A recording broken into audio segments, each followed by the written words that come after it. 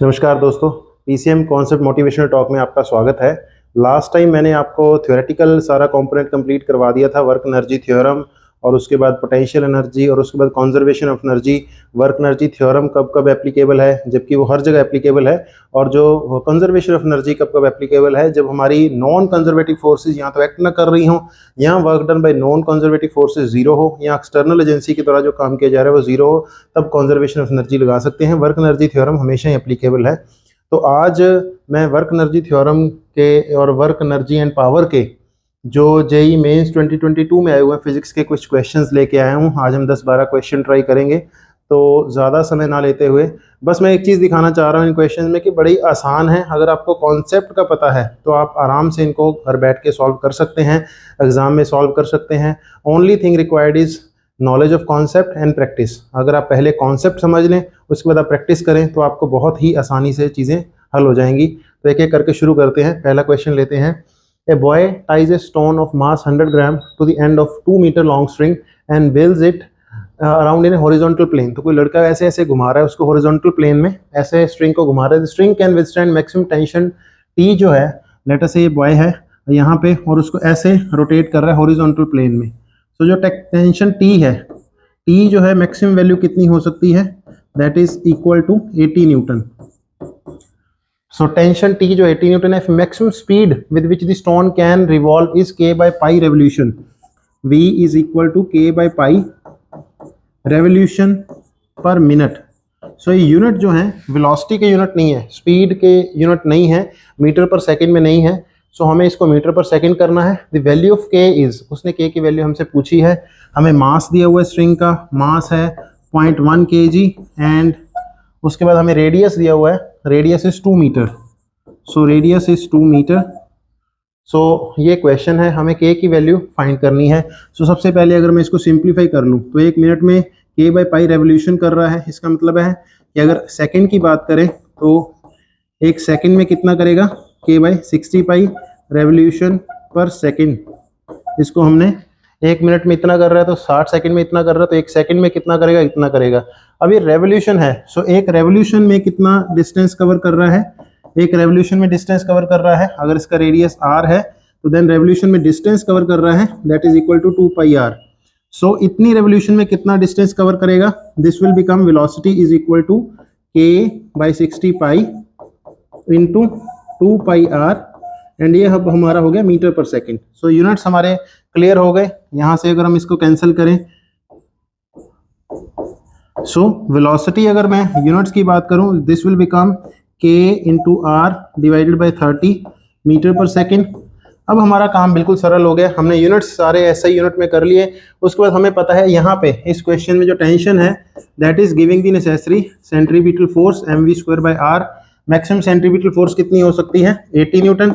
मास है 0.1 into velocity है हमारी k² r² divided by 900 and यहाँ पे डिवाइडेड बाय r। तो यहाँ r से r कैंसिल हो गया, k² की वैल्यू आ गई हमारी, k² इज इक्वल टू यहाँ पे 80 डिवाइडेड बाय 0.1 और ये r भी नीचे डिवाइड हो गया 1 बाय r की वैल्यू मैं पुट कर सकता हूँ 2 मीटर। तो यहाँ पे मैं r की वैल्यू 2 पुट कर रहा हूँ एंड यहाँ पे इंटू 900 ऊपर चला गया इंटू 900। अब बाकी काम इसको सिंप्लीफाई करने का है, तो यहाँ से हमारी k की वैल्यू आ जाएगी। सो दिस विल बिकम 40 और यहाँ से ये ऊपर चला गया, दिस विल बिकम 400 इंटू 900।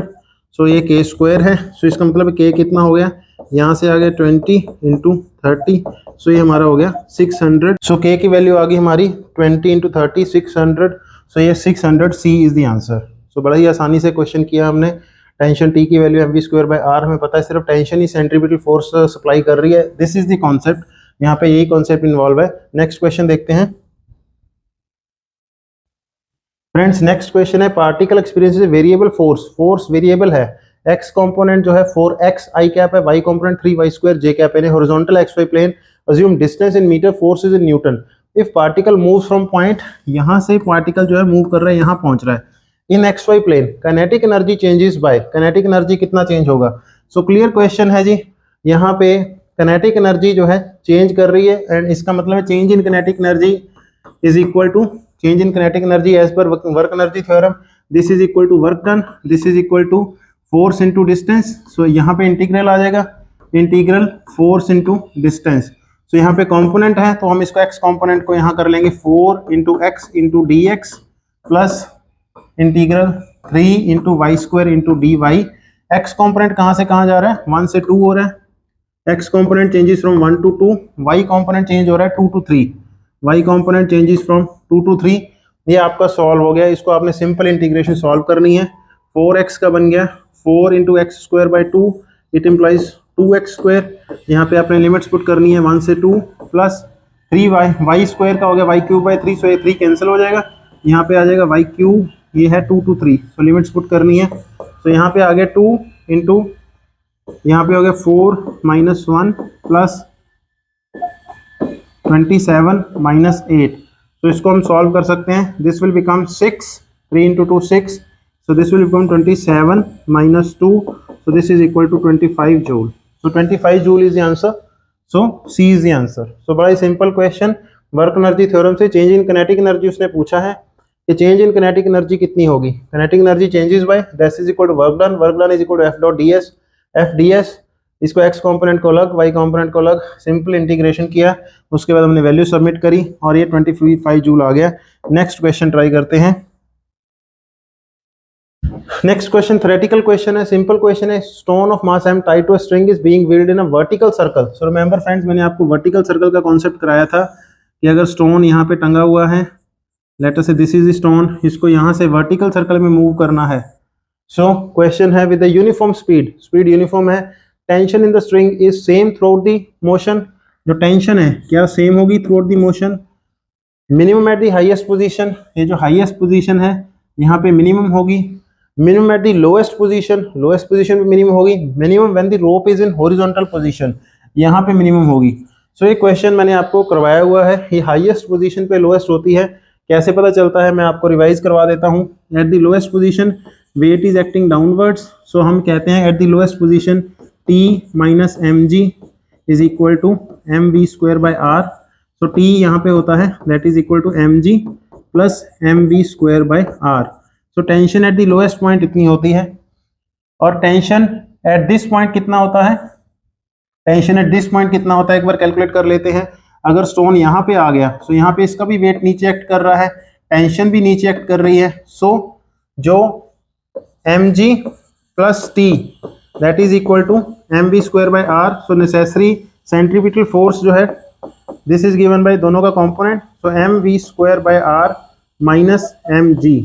सो यहाँ पे टेंशन कम है, एक्चुअल में दिस इज ए लोएस्ट, यहाँ पे टेंशन ज़्यादा है, यहाँ पे टेंशन कम है, एंड उसके बाद जो पॉइंट आता है यहाँ पे जो टेंशन है दिस T, यहाँ पे वेट का कंपोनेंट वर्टिकल डाउनवर्ड एक्ट कर रहा है, सो यहाँ पे टेंशन होती है T is equal to mv square by r। So यहाँ पे मैक्सिमम होगी, यहाँ पे मिनिमम होगी, एंड यहाँ पे ये टेंशन ही उसको mv स्क्वायर बाय r का कंपोनेंट उसको सप्लाई कर रहा है। एंड इफ यू रिमेंबर उस आर्टिकल में मैंने क्या करवाया हुआ है आपको कि अगर स्लैक नहीं करना, मींस अगर इतनी को टेंशन बरकरार रखनी है कि वो सर्कल पूरा कर ले, अदरवाइज स्लैक करके नीचे आ जाएगा, तो this should be greater than और इक्वल टू 0। इसका मतलब है v square should be greater than और equal to g into r, इसका मतलब है v should be greater than और equal to g into r। तो यहाँ पे पॉइंट पे जो वेलोसिटी होनी चाहिए that should be minimum velocity जो होनी चाहिए, इतनी वेलोसिटी होनी चाहिए under root g into r। अगर r उसका रेडियस है या लेंथ अगर l कह लें, तो g इंटू एल जो है under root g into r, इसका इतनी वेलोसिटी यहाँ पे होनी चाहिए। तो इसका मतलब है यहाँ पे टेंशन, यहाँ पे ये मैं रिवीजन के लिए करवा रहा हूँ क्योंकि आगे क्वेश्चन में जरूरत पड़ेगी। इस क्वेश्चन का जो सोल्यूशन है वो हो चुका है minimum at the highest position, क्योंकि यहाँ पे है, यहाँ पे टेंशन सबसे टॉप वाले पॉइंट में है ये वाली T is equal to mv square by r minus mg, और यहाँ पे है mv स्क्वायर बाय r, और यहाँ पे नीचे वाले पॉइंट पे है mg plus mv square by r। सो ये हमने कर लिया क्वेश्चन। अब मैं जस्ट रिवीजन के लिए बता रहा हूँ, यहाँ पे हमारी स्पीड है square root of g into r। अगर वर्क एनर्जी थ्योरम लगाई जाए, क्योंकि tension is not a conservative force, मैं फिर रिपीट कर रहा हूँ, यहाँ पे अब हम कंजर्वेशन ऑफ एनर्जी लगाएंगे, लेकिन कंजर्वेशन ऑफ एनर्जी क्यों लगा रहे हैं, क्योंकि यहाँ पे टेंशन फोर्स है, लेकिन टेंशन नॉन कंजर्वेटिव फोर्स है। आप कहेंगे नॉन कंजर्वेटिव फोर्स है, हम कंजर्वेशन एनर्जी कैसे लगा सकते हैं, तो टेंशन जो है नॉन कंजर्वेटिव फोर्स है, बट वर्क डन में टेंशन इज ऑलवेज 0, क्योंकि टेंशन यहाँ लग रही है, इसकी डिस्प्लेसमेंट इस साइड में है, टेंशन यहाँ लग रही है, इसकी डिस्प्लेसमेंट ऊपर वाली साइड में है। अगर हम इसको ऐसे घुमा रहे हैं तो टेंशन नीचे लग रही है, इसकी डिस्प्लेसमेंट इस साइड में है। So tension and displacement are always at 90 degree. So tension के केस में जो है tension is although non conservative force but work done में टेंशन इज जीरो, इसलिए हम कंजर्वेशन ऑफ एनर्जी प्रिंसिपल यहाँ लगा सकते हैं। लेटर से ए और बी में अगर हम कंजर्वेशन ऑफ एनर्जी लगाएं तो यहाँ पे हमारी लेटर से इसको हम रेफरेंस मान लें, यहाँ पोटेंशियल एनर्जी जीरो मान लें। सो एम वी स्क्वायर यहाँ पे इस पॉइंट पे this should be equal to half into M into यहाँ पे वेलोसिटी कितनी होनी चाहिए square root of G into R, this plus यहाँ पे पोटेंशियल एनर्जी कितनी हो जाएगी, this is R M into ji into two into R. तो इसको आप सॉल्व करेंगे, this will become V square is equal to G R plus 4GR। So v should be greater than और equal to, क्योंकि यहाँ पे है ये है, यहाँ पे जो वेलोसिटी है दैट इज ग्रेटर देन और equal to g into r. So यहाँ पे हो गया 5 इंटू जी इंटू आर। सो यहाँ पे जो वेलोसिटी होनी चाहिए that should be greater than और equal to 5 into ji into r. ये मैं कर चुके हैं पहले, ये मैं जस्ट रिवीजन करा रहा हूँ। इस केस में क्वेश्चन खत्म हो गया बिकॉज इस केस में यूनिफॉर्म स्पीड है, इस केस में स्पीड चेंज नहीं हो रही है। तो इस केस में हमारा आंसर ये आ चुका है। यहाँ पे टेंशन सबसे ज्यादा, यहाँ पे टेंशन उससे कम, यहाँ पे tension minimum. So B is the answer, minimum at the highest position. मैं यहाँ पे आपको रिवीजन करा रहा हूँ, ये पहले करवा चुका हूँ। अगर वेरिएबल स्पीड के केस में अगर हम बात करें कि उसको वर्टिकल सर्कल कंप्लीट करना है तो नीचे से मिनिमम वेलोसिटी कितनी लेके चलेगा, square root of 5g into R, यहाँ पे हो जाएगी square root of G R, and यहाँ पे आप कैलकुलेट करेंगे, यहाँ पे भी वर्क एनर्जी थ्योरम लगाएंगे तो यहाँ पे वेलोसिटी कितनी आ जाएगी उसकी, half M we square is equal to, यहाँ पे उसकी वेलोसिटी अगर हमें कैलकुलेट करनी है, अगर हमें इस पॉइंट पे उसकी वेलोसिटी अगर मान लो पूछ लेता है तो कितनी आ जाएगी, half M we square plus उसकी पोटेंशियल एनर्जी कितनी हो गई, उसकी पोटेंशियल एनर्जी होगी m into ji into R. This should be equal to energy at this point that is equal to half into M into G, half into M into we square that is 5GR। तो इसको आप solve करेंगे तो यहाँ पे आपकी velocity आ जाएगी V square plus 2GR, this is equal to 5GR। So v square is equal to 3GR। So यहाँ पे आपकी वेलोसिटी आ जाएगी स्क्वायर रूट ऑफ 3GR। सो आगे क्वेश्चन में ज़रूरत पड़ेगी इसलिए मैंने आपको रिवीजन करा दी, पहले वाला क्वेश्चन खत्म हो गया। नेक्स्ट क्वेश्चन देखते हैं। 0.5 kg block moving in a speed 12 meter per second compresses a string through a distance of 30 centimeter when its speed is halved. The spring constant of the spring will be dash Newton per meter. So बड़ा ही easy question. कोई block है जो है एक speed से आ रहा है और यहाँ पे एक स्प्रिंग लगा हुआ है, लेटर से ये स्प्रिंग के साथ लगता है एंड स्प्रिंग को कंप्रेस कर देता है, कितना स्प्रिंग कर देता है, इसकी स्पीड इसकी हाफ हो जाती है। लेट से इसकी स्पीड v थी, सो बाद में इसकी स्पीड रहेगी v/2 एंड स्प्रिंग का कांस्टेंट हमें फाइंड करना है। So since the spring energy, जो स्प्रिंग इलास्टिक फोर्स है वो कंजर्वेटिव फोर्स है, इसलिए यहाँ पे कंजर्वेटिव फोर्स है, तो यहाँ पे हम जो है नॉन कंजर्वेटिव फोर्स कोई एक्ट नहीं कर रही है सिस्टम में। सो कंजर्वेशन ऑफ एनर्जी प्रिंसिपल लगाएंगे। सो इसका मतलब है इनिशियल सिस्टम की वेलोसिटी कितनी है, that is half into M into we square, and final velocity कितनी हो जाती, फाइनल एनर्जी कितनी हो जाती है सिस्टम की, फाइनल एनर्जी हो जाती है half into M into v/2 का स्क्वायर प्लस हाफ इंटू के इंटू एक्स स्क्वायर। सो ये हमें अब इस इक्वेशन में हमें निकालना है, के की वैल्यू निकालनी है। बाकी सारे हमें मास दिया हुआ है, स्पीड दी हुई है, हमें डिस्टेंस कितना हो जाता है, स्प्रिंग को कंप्रेस कितना करता है 30 सेंटीमीटर वो दिया हुआ है, सारे वेरिएबल दिए हुए हैं, हमें इसमें के की वैल्यू निकालनी है। सो एक एक करके सॉल्व कर देते हैं। हाफ सभी जगह कैंसिल हो गया, यहाँ पे मास दिया हुआ है that is 0.5 into we square, and यहाँ पे आ गया V square by 4। So 1 minus 1/4 3/4 into we का स्क्वायर। वेलोसिटी कितनी है उसकी, इनिशियल स्पीड है 12 into 12, this is equal to K की वैल्यू निकालनी है। X square means 30 centimetre means 30/100 इसका स्क्वायर, इसको कैंसिल कर दें, यहाँ पे आ गया हमारा 4। तो इसको सॉल्व कर लें further, this will become K is equal to 0.5 into 3 into 12 divided by 3 into 3 and into multiplied by 100। So ये आपकी के की वैल्यू आ गई, यहाँ से आपके 3 इंटू 3 कैंसिल हो गए एंड ये आपका हो गया 6। सो के की वैल्यू आ गई आपकी 600 न्यूटन पर मीटर। सो के की वैल्यू हो गई आपकी 600 न्यूटन पर मीटर। सो बड़ा ही आसानी से किया जाने वाला क्वेश्चन, कॉन्सेप्ट आपको पता होना चाहिए कि हमें कंजर्वेशन एनर्जी क्यों लगा सकते हैं, क्योंकि इलास्टिक फोर्सेज एक्ट कर रही हैं, कंजर्वेटिव फोर्सेज एक्ट कर रही हैं। नेक्स्ट क्वेश्चन, बड़ा ही आसान क्वेश्चन। नेक्स्ट क्वेश्चन है, 4 ग्राफ दिए हुए हैं, W1, W2, W3, W4 and उसमें वर्क और डिस्टेंस, फोर्स एंड डिस्टेंस का ग्राफ दिया हुआ है। उसने पूछा वर्क डन किस केस में ज़्यादा है, किस केस में कम है, उनको ऑर्डर में अरेंज करना है। सो हमें पता है friends, work done is given by area under the curve, force into displacement. इसके अंदर जो एरिया है उसको वर्क डन कहेंगे, और जो एक्स एक्सिस के नीचे वाला एरिया है, जैसे ये जो एरिया है नेगेटिव एरिया है, ये जो एरिया है पॉजिटिव एरिया है। ऊपर एक्स एक्सिस के ऊपर positive work done, x axis के नीचे नेगेटिव वर्क डन। तो सबसे ज़्यादा वर्क डन हमें पहला चॉइसेस एलिमिनेट करनी है, वह W3, W3, W2, W2। So W2 and W3 में किसका वर्क डन ज़्यादा है?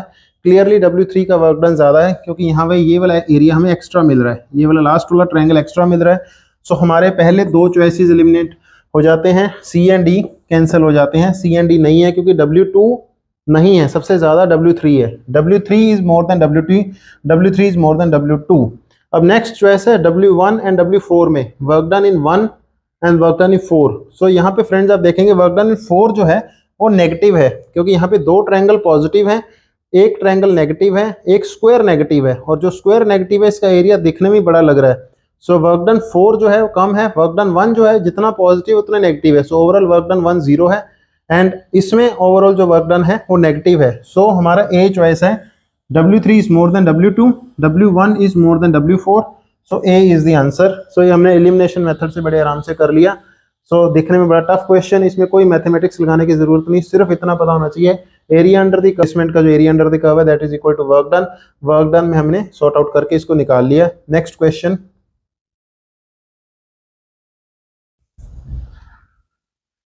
next question है friends, a stone tied to a circle L is wheeled in a vertical circle with the other end of the string at center. At a certain instant of time the stone is at the lowest position, has a speed u, magnitude of change in its velocity as it reaches the position where the string is horizontal is. So magnitude of change in its velocity, magnitude of change in its velocity उसमें find करना है as it reaches a position where the string is in horizontal position. अभी मैंने इसके साथ लगता आपको concept बताया कि अगर हॉरिजॉन्ट यहाँ पे वर्टिकल पोजीशन में है स्ट्रिंग एंड यहाँ से हॉरिजॉन्टल पोजीशन में आ जाता है एंड ये मूव ऐसे कर रहा है, this is moving like this, vertical circle में मूव कर रहा है। सो यहाँ पे इसकी वेलोसिटी है दैट इज u, एंड यहाँ पे जो लेटर से इसकी वेलोसिटी होगी लेटर से v होगी। हमें कहा गया है u कहा गया है at its lowest position as velocity speed u, and उसके बाद उसने कहा है कि इसकी लेंथ L है, इन्हें वर्टिकल सर्कल मूव किया जाता है, टेंशन T है। सो फ्रेंड्स मैंने आपको बताया है tension is a non conservative force but work done under the tension is 0, क्योंकि टेंशन हमेशा सेंटर की तरफ एक्ट करती है एंड डिस्प्लेसमेंट परपेंडिकुलर होती है। सो इस केस में हम कंजर्वेशन ऑफ एनर्जी थ्योरम लगा सकते हैं। सो यहाँ पे जो पोटेंशियल एनर्जी है दैट इज 0, काइनेटिक एनर्जी है half into M into U square. यहाँ पे जो काइनेटिक एनर्जी है that is half into M into we square, plus यहाँ पे पोटेंशियल एनर्जी कितनी आ गई, अगर हमने इसको बेस माना है तो यहाँ पे पोटेंशियल एनर्जी 0 है, तो यहाँ पे पोटेंशियल एनर्जी होगी m इंटू जी इंटू उसकी हाइट l। तो इसको हम सॉल्व कर लें, so this will become v square is equal to u square minus 2g into l। सो ये हमें v स्क्वायर का फॉर्मूला पता चल गया। अब हमें फाइंड क्या करना है, क्वेश्चन क्या है, क्वेश्चन है magnitude of change in the velocity. Change in velocity मतलब लेटर से अगर हम मैग्नीट्यूड उसने कहा है, सो मैं अगर this is the final velocity minus this is the initial velocity, अगर मैं वेक्टर लूँ क्योंकि इसकी डायरेक्शन भी चेंज हो रही है। सो इनिशियल आपकी डायरेक्शन इस तरफ है u वेक्टर, फाइनल आपकी डायरेक्शन इस तरफ है। So change is given bye v minus u vector and इसका मैग्नीट्यूड हमें चाहिए। सो हमें पता है v माइनस u वेक्टर, अगर हम इसको वेक्टर में इसका मैग्नीट्यूड लेना हो so that is given by square root of v square plus u square minus 2 into U dot V. ये हम वेक्टर्स में कर चुके हैं, कैसे इसका वेक्टर का मैग्नीट्यूड निकालना है। सो यहाँ पे मैं v स्क्वायर की वैल्यू सब्स्टिट्यूट कर दूंगा, u स्क्वायर माइनस 2gl। सो ये हो जाएगा हमारा u square minus 2gl plus u square minus 2u into we का डॉट प्रोडक्ट ये आएगा u into V is equal to u का मैग्नीट्यूड v का magnitude into cos of the angle between them. अब एंगल कितना है, cos 90 degree, cos 90 is equal to sin 0, so this term will be 0। सो ये खत्म हो गई हमारी टर्म। सो यहाँ पे आ गया हमारा 2u² माइनस 2gl। सो 2 कॉमन आ गया। सो क्वेश्चन में अगर उसने पूछा x की वैल्यू फाइंड करनी है, x की वैल्यू है 2, यहाँ से 2 कॉमन ले लिया, तो यहाँ से x की वैल्यू फाइंड करनी थी, x की वैल्यू 2 निकाल ली। सो बड़ा इजी क्वेश्चन फ्रेंड्स के v माइनस u जो मैग्नीट्यूड ऑफ क्वेश्चन है, magnitude of change in velocity कितना होगा, चेंज इन वेलोसिटी होगा v माइनस u, उसका मैग्नीट्यूड कितना होगा, that is equal to this thing. So ये हमने बड़ी आसानी से सॉल्व कर लिया इसको। सो नेक्स्ट क्वेश्चन ट्राई करते हैं। सो फ्रेंड्स नेक्स्ट क्वेश्चन ही बड़ा इंटरेस्टिंग होने वाला, 2022 में आया वो क्वेश्चन। A rolling wheel of 12 kg is on an inclined plane at position P, ये P पे है, connected to a mass 3 kg, 3 kg के मास को इसको टेंशन T से इसका जो है जोड़ा हुआ है through a string of fix length and pulley as shown in figure. Consider P are a frictionless surface. So P are friction free surface है, मींस ये यहाँ पे फ्रिक्शन फोर्सेस इन्वॉल्व नहीं है। इस साइड फ्रिक्शन फोर्सेस इन्वॉल्व है, क्योंकि friction के केस में परफेक्ट रोलिंग होगी। ये हम अगले चैप्टर में पढ़ेंगे जहाँ पे centre of mass and rolling motion हम डिस्कस करेंगे।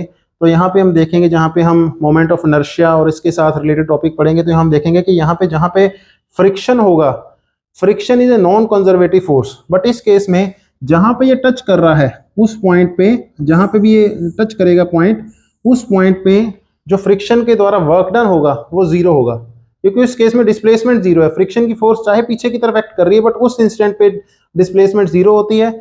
सो फ्रिक्शन के केस में work done by non conservative force should be equal to zero. उस केस में हम कंजर्वेशन ऑफ एनर्जी लगा सकते हैं। सो अगर परफेक्ट रोलिंग हो रही है, if this is a case of perfect rolling, क्योंकि इस फ्लोर पे फ्रिक्शन है, उसने इस फ्लोर पे कहा है P R is friction free surface, P Q पे फ्रिक्शन है, दैट इज वाई ये रोल करेगा।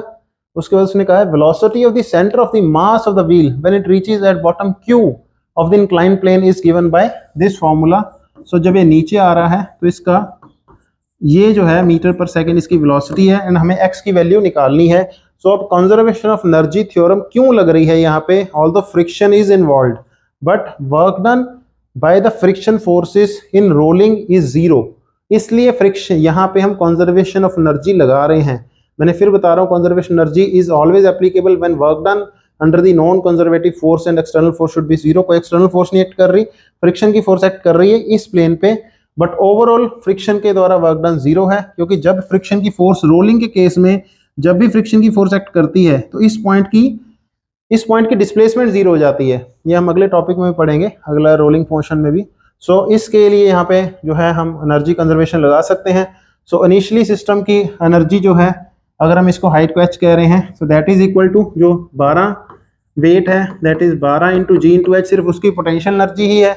बाद में जब फाइनल क्या हो जाएगा, बाद में ये नीचे आ जाएगा, तो इसकी जो सेंटर ऑफ मास की रोटेशनल मोशन होगी प्लस इसकी ट्रांसलेशनल मोशन होगी। सो एक तो ये ट्रांसलेट करके नीचे आएगा, दूसरा घूमता घूमता नीचे आएगा, और ये वाला पोर्शन जो है ऊपर पहुंच जाएगा, 3 kg वाला ऊपर चला जाएगा।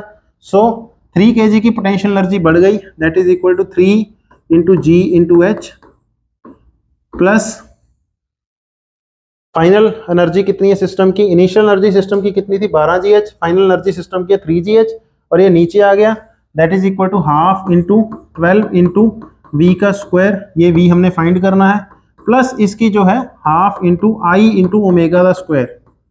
Half I omega square means इसकी रोटेशनल एनर्जी। अब रोटेशनल मोशन पढ़ेंगे तो हमें पता चलेगा कि यहाँ पे जो ओमेगा है that is rotational velocity, that is equal to जो ट्रांसलेशन मोशन में सिंपल वेलोसिटी है, एंड जो आई है मोमेंट ऑफ इनर्शिया है, वो इज इक्वल टू मास। जो हम नॉर्मल के केस में मास, ट्रांसलेशन मोशन में मास लेते हैं, तो रोटेशनल मोशन में मोमेंट ऑफ इनर्शिया आएगा।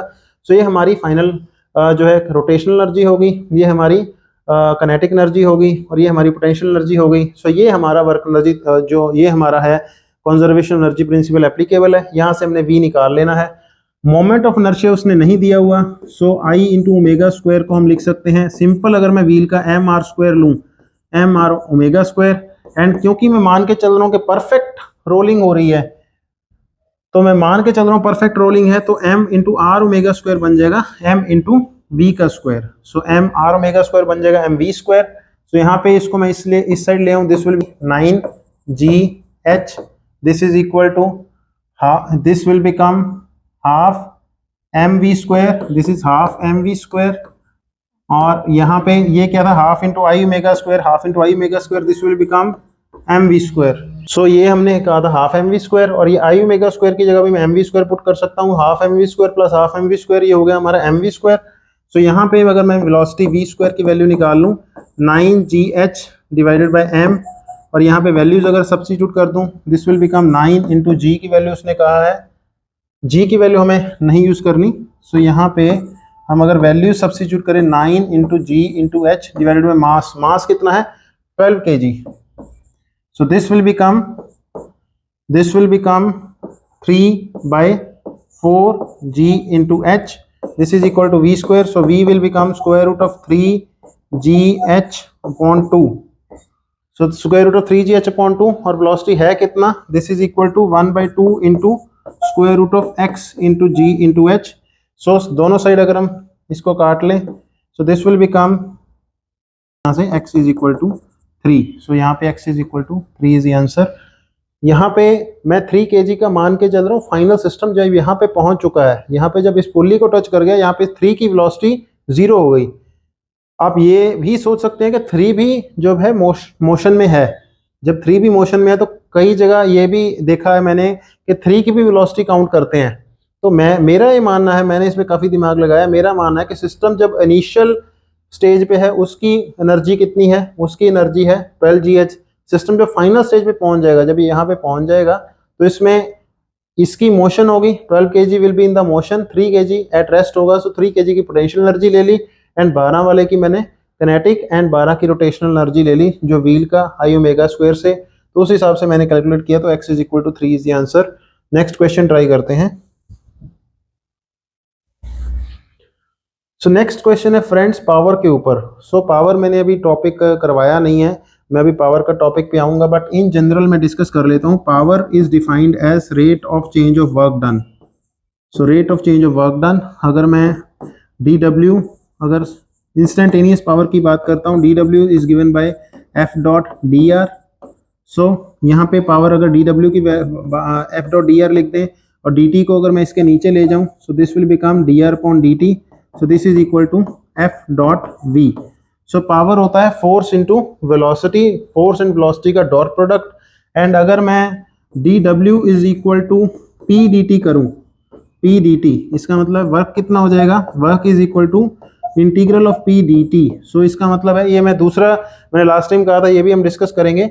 सो अगर आपको लेट अस से पावर एंड टाइम का कोई ग्राफ दिया हुआ है, this is time, this is power. So अगर इसका कोई ग्राफ दिया हुआ है लेट अस से कोई भी, और आपको कहा जाता है वर्क कितना कर रहे हैं सिस्टम में, तो work done is given by area under this curve, area under the curve. Let us से अगर t1 से t2 में टाइम में पूछा जाता है कितना काम हो रहा है, so then you have just evaluate area under the curve from this formula. अभी मेरा क्वेश्चन दूसरा है, अभी क्वेश्चन क्या कह रहा है, अभी क्वेश्चन कह रहे हैं particle of mass m is moving in a circular path of constant radius r such that its centripetal acceleration is varying with time. अब ये कह रहा है कि पार्टिकल सर्कुलर पाथ में तो मूव कर रहा है, कोई पार्टिकल है सर्कुलर पाथ में मूव कर रहा है, लेकिन उसकी वेलोसिटी जो है, क्योंकि centripetal acceleration is given by, acceleration इस केस में है that is equal to v square by r, और वो दी हुई है k square r into t square, where k is a constant. Power delivered to the particle by force acting on it is given by. So now this is the question, power कितनी होगी। So friends अगर मैं simple फॉर्मूले से बात करूं, power is equal to force and velocity का dot product. So कोई पार्टिकल लेटर से जा रहा है, तो सेंट्रीपिटल फोर्स हमेशा अंदर एक्ट कर रही है, वेलोसिटी उसकी इस साइड है। अगर उसकी वेलोसिटी टाइम पे डिपेंड ना करे तो f dot v is equal to 0, so power is equal to 0, तो इस केस में 0 कर देंगे। लेकिन अब उसकी वेलोसिटी टाइम पे डिपेंड कर रही है, ये वाला बड़े ध्यान वाला क्वेश्चन देने वाला क्वेश्चन है, because v square is equal to k square r square into t square. So इसका मतलब है v क्या है, that is equal to k into r into t. So इसका मतलब है वेलोसिटी जो है टाइम पे डिपेंड कर रही है। ऐसे केसेस में मैंने बताया था फ्रेंड्स कि उसकी जो ट्रांसलेशनल मोशन जो है, ट्रांसलेशनल एक्सेलरेशन भी होगी। सो एक तो है वेलोसिटी ये, और ये सिंपल वेलोसिटी है, एक है उसकी जो ट्रांसलेशन एक्सेलरेशन होने के कारण, मतलब एक है उसका सेंट्रीपिटल एक्सेलरेशन, एक है उसकी जो वेलोसिटी की साइड में एक्सेलरेशन आ रही है दैट इज ट्रांसलेशनल एक्सेलरेशन, और उसकी नेट एक्सेलरेशन जो है इस साइड आएगी।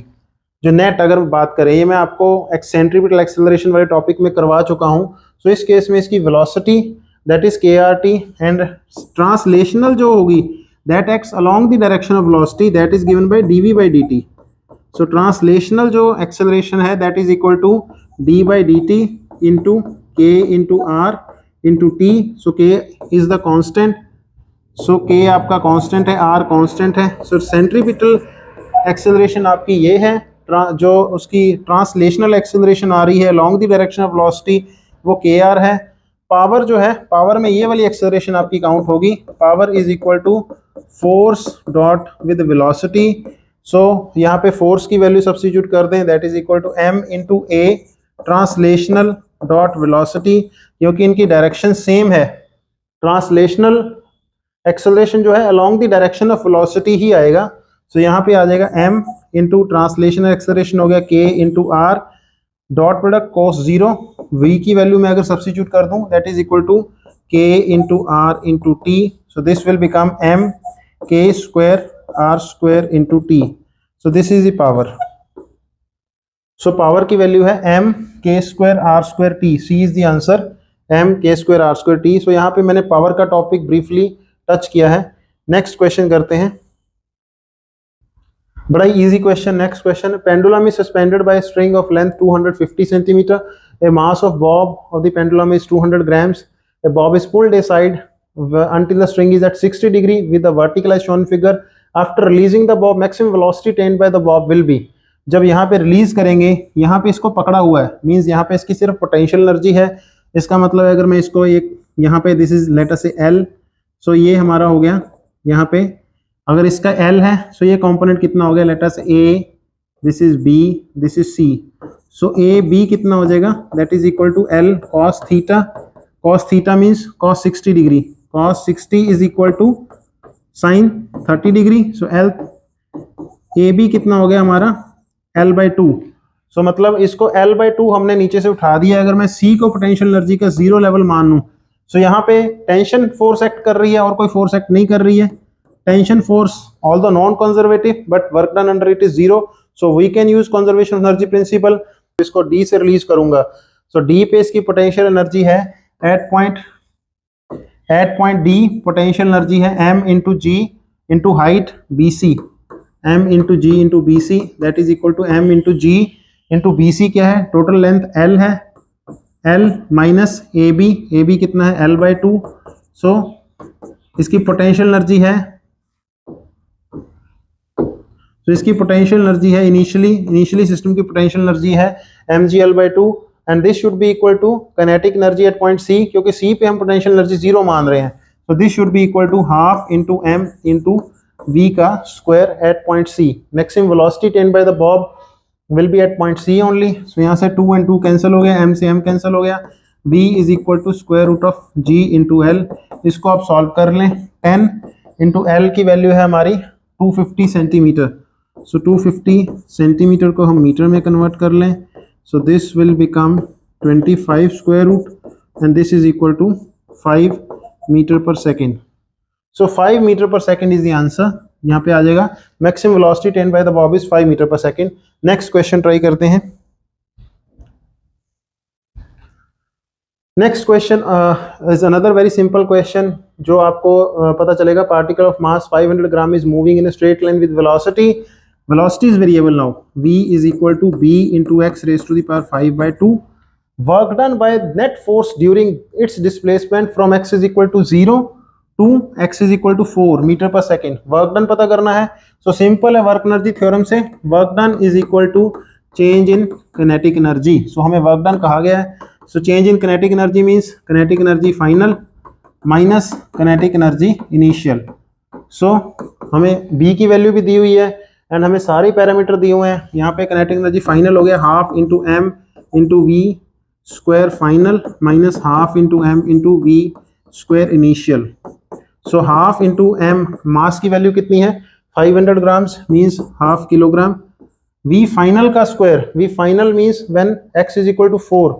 सो b में कॉमन ले रहा हूँ, b स्क्वायर हो गया कॉमन इंटू x स्क्वायर की वैल्यू हो गई x raise to the power 5/2 and इसका square minus initial x is equal to 0, so वो हो गया 0, सो इनिशियल हो गया 0 इसको हमें सॉल्व करना है। This will become 1/4 into b की वैल्यू है 0.25, उसका स्क्वायर करना है। सो 1/4 इंटू 1/4, ये के हमने बी स्क्वायर कर दिया।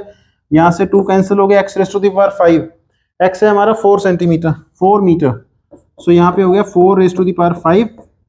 सो ये हो गया 4 raise to the power 5 minus 4 raise to the power 3। So ये बन गया 4 raise to the power 5 minus 3, this is equal to 4 raise to the power 2, this is equal to 16 joule. So ये 16 joule is the answer, D is the answer. So next question try करते हैं। So next question is another very simple question. In the given figure, block of mass m is dropped from point A. Expression for kinetic energy of the block when it reaches point B is, so हमें B का जब kinetic energy कितना होगा वो find करना है। So only gravitational force is involved. First of all आप देखो force कितनी इन्वॉल्व है, ग्रेविटेशनल फोर्स इन्वॉल्व है, परफेक्टली जो है कंजर्वेटिव है। मैं वर्क एनर्जी थ्योरम भी लगा सकता हूँ, मैं कंजर्वेशन ऑफ एनर्जी भी लगा सकता हूँ। इसमें लगना क्या है, कंजर्वेशन एनर्जी लगना है। सो एक्सप्रेशन ऑफ एनर्जी फाइंड करना है जब बी पे पहुंचता है। सो हमें सिस्टम की इनिशियल पोटेंशियल, इनिशियल एनर्जी क्या है, इनिशियल एनर्जी है जब ए पे है m इंटू जी इंटू वाई, सिर्फ पोटेंशियल एनर्जी एक्ट कर रही है। जब बी पे आएगा इसको हम कह सकते हैं जो पोटेंशियल एनर्जी लेवल लेटर से पोटेंशियल एनर्जी यहाँ पे हो गया u इज इक्वल टू 0। सो यहाँ पे पोटेंशियल एनर्जी हो गया ए पे mg वाई, बी पे हो गया m इंटू जी इंटू इसकी ग्राउंड से हाइट कितनी रहेगी y minus y naught plus y minus y naught plus b पे इसकी किनेटिक एनर्जी, प्लस बी पे इसकी किनेटिक एनर्जी, जिसका हमें एक्सप्रेशन फाइंड करना है। Expression for kinetic energy when it reaches point B. So expression for kinetic energy when it reaches point B is m into ji into y, m into ji into y cancel हो गया, यहाँ पे आ गया m into जी into y naught. So ये आपका आ गया m into ji into y naught. So D is the answer. So ये आज के 10-12 क्वेश्चन जो हमने ट्राई किए, तो आपको आई होप अच्छे लगे होंगे। बड़ा ही सिंपल क्वेश्चन और मेंस 2022 में आए हुए क्वेश्चन। अगली बार मैं एडवांस के कुछ क्वेश्चन वर्क एनर्जी पावर के लेके आऊँगा, आपको वो भी करने में मज़ा आएगा। और ये बड़ा ही स्कोरिंग टॉपिक है, बड़ा इजी टॉपिक है। और एक दो और जनरल टॉपिक भी डिस्कस करेंगे। मेरे से कई स्टूडेंट पूछ रहे हैं कि आप स्वयं एक जो है आईएएस ऑफिसर हैं, तो आपको आईएएस का एग्ज़ाम और इसमें एग्ज़ाम में कितना डिफरेंस लगता है, कौन सा ज़्यादा टफ है, कोई कंपैरेटिव एनालिसिस बनाइए। तो मैंने एक कंपैरेटिव एनालिसिस बनाया है आईआईटी और आईएएस का, लूजली जो है आईआईटी को हम जेई कहते हैं और उधर सीएससी कहते हैं, तो वो भी मैं एक जनरल बातचीत अगली बार करूँगा। कंपैरेटिव एनालिसिस आसान कुछ भी नहीं होता, आसान तो सिर्फ जो है रोटी खाना ही आसान है, बाकी दुनिया में सब कुछ टफ है। लेकिन प्रेपरेशन के साथ, मेहनत के साथ, डेडिकेशन के साथ अगर हम लगे रहें तो कुछ भी मुश्किल भी नहीं होता। जो लोग करते हैं, चाहे वो जेई क्लियर करते हैं मेंस और एडवांस, चाहे वो यूपीएससी क्लियर करते हैं, वो भी आप जैसे ही स्टूडेंट हैं, मेरे जैसे ही स्टूडेंट हैं। कोई ऊपर से भगवान उनको अवतरित नहीं करता है, हम जैसे आम लोग ही जो है बड़े बड़े एग्ज़ाम क्लियर करते हैं। सो ये कोई बहुत हवा नहीं है आईआईटी, इसको हवा नहीं बनाना। मेरा चैनल बनाने का मकसद ही ये था कि आम भाषा में, आसान भाषा में मैं फिज़िक्स, केमिस्ट्री, मैथ के कॉन्सेप्ट पढ़ा सकूं जितना मेरे को याद है, क्योंकि मैं भी अब याद कर रहा हूं, साथ साथ मैं भी पढ़ाई कर रहा हूं, काफ़ी टाइम निकालना पड़ता है, मुश्किल है। तो अगली बार वो टॉपिक भी डिस्कस करेंगे, जेई वर्सेस यूपीएससी कौन सा टफ है, किसका क्या स्ट्रेटजी है, मोटे तौर पे डिस्कस कर लेंगे। अगली बार इसके भी एडवांस के क्वेश्चन करेंगे वर्क एनर्जी पावर के। नेक्स्ट टाइम इसके बाद हम कोलिजन वाला टॉपिक लेंगे फिजिक्स में, और उसके बाद हम साथ साथ मैथमेटिक्स को भी चला रहे हैं, तो मैथमेटिक्स को भी अगली बार एक और लेक्चर उसका भी रिकॉर्ड करेंगे। आप बने रहिए चैनल के साथ, पढ़ाई करते रहें मन लगा के। बहुत बहुत शुभकामनाएं, नमस्कार।